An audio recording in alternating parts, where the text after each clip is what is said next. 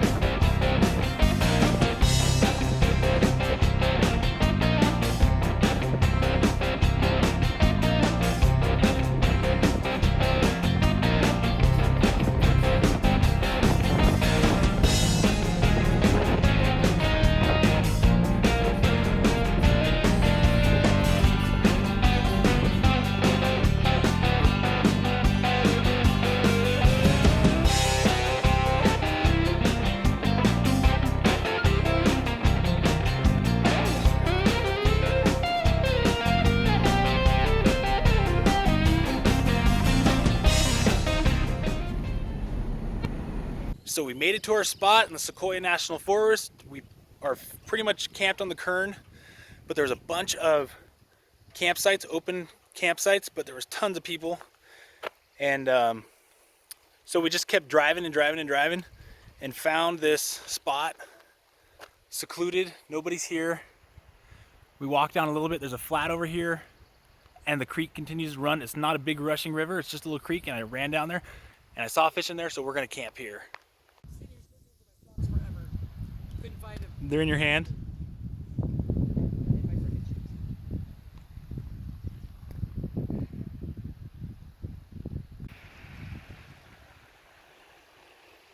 So this is our spot for the night, maybe 2 nights, depending on how we feel.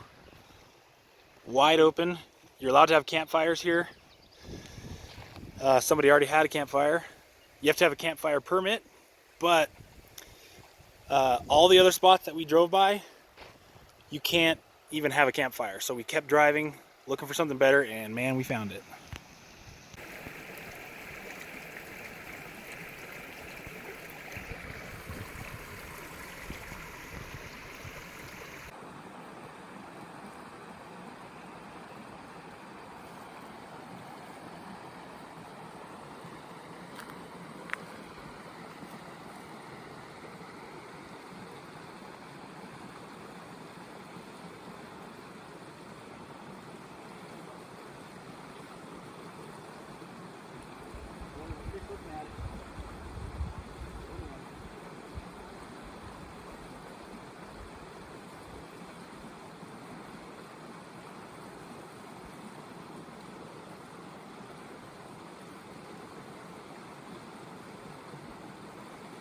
I got one. Ah! This is my first ever trout I've ever caught on a fly rod. It's not huge, but it's a little, what is that? A little brown trout or something. Or no, it's a little, like, I don't know what this is. Kern River. Can't see it. My first fly, trout on a fly. It's little, it's small on this little tiny fly. That is so cool. That is my first one. I'm gonna unhook him here. I've gone fly fishing 5 times now. This is the first one I've actually pulled one out of the water. So this is awesome. It's not huge, but ooh. Okay, let's get him back in the water. That is beautiful and awesome. And I'm glad I got one. It's cool, guys. Let's put him back in.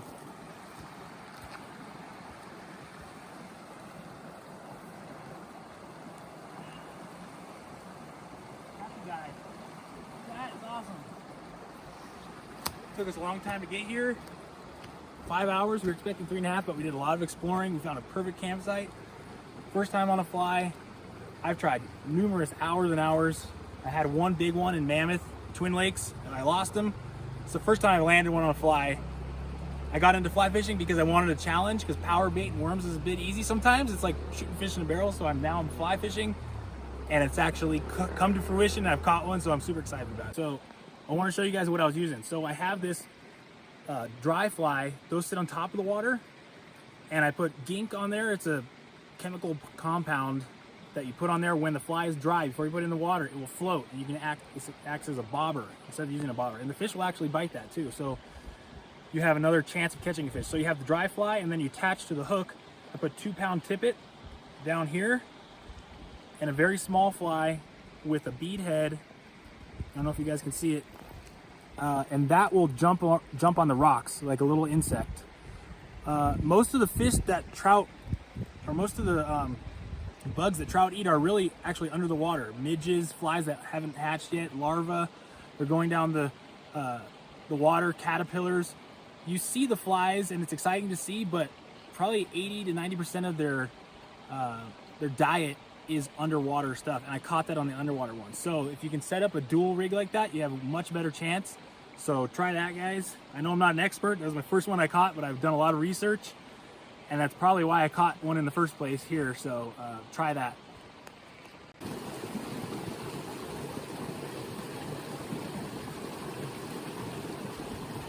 Got him. Yes. Another little one. These are golden trout, guys. Look how small this is. It's crazy. But these are all wild. Here in Kern River, Southern California. Beautiful fish. Very small hook. Got them on the worm from my worm bin. I'll unhook them and let them go. Nothing too huge, but these are hard to find. You really got to, we drove 5 hours. We're super secluded, but beautiful fish.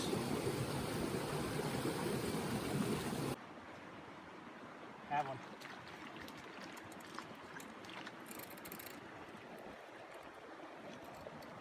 Oh, this one's not bad. Oh, this one's not bad. Oh, don't get stuck in the tree. Come on, baby. Oh, stay on. Woo! Another golden trout. This one's the biggest one yet.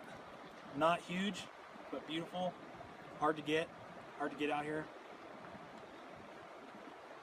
And unhook him and let him go. That one is on my worms again. Super small hook. I'm getting a lot of bites. But I finally was able to get one, probably this bigger one.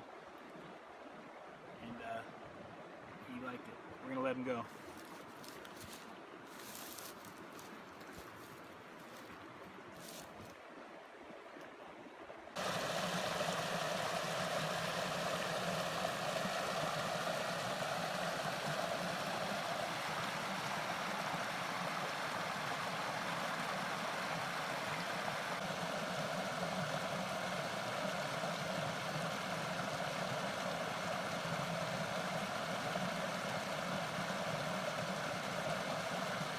Got him. Woo! Uh-oh.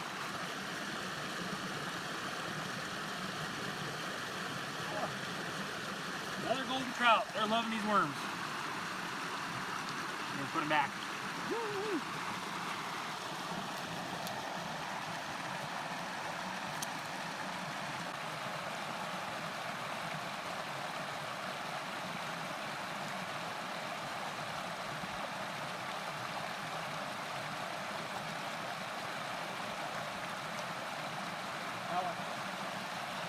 Yeah, baby. Another golden trout. I caught him like I was fly fishing. Using the, like, instead of pulling up on him, I just pulled on the line. You can see I was like getting down dirty, because these guys are super skittish. They're natural trout. And they'll see you from 10 feet away. So you kind of got a sniper rifle them. And that was a good catch. Again, I got that one on the worm. I'm excited about the worms because I grow them in my garden. They're biting on them. Beautiful fish. I'll let them go.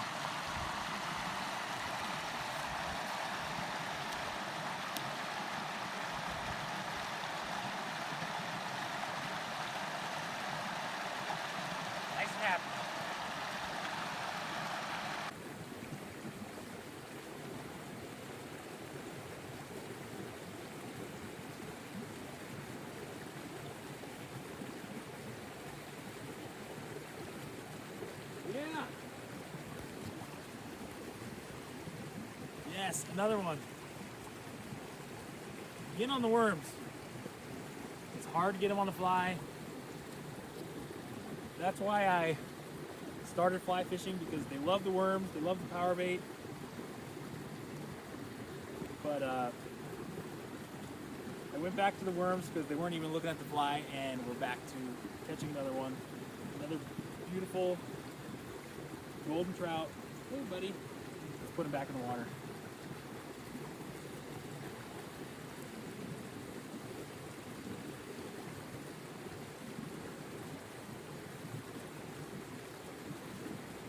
He's going home.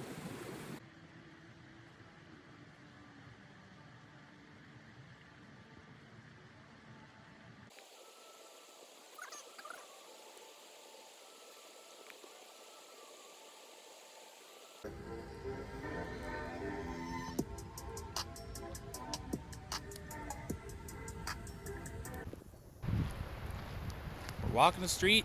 We found a good spot here on the Kern.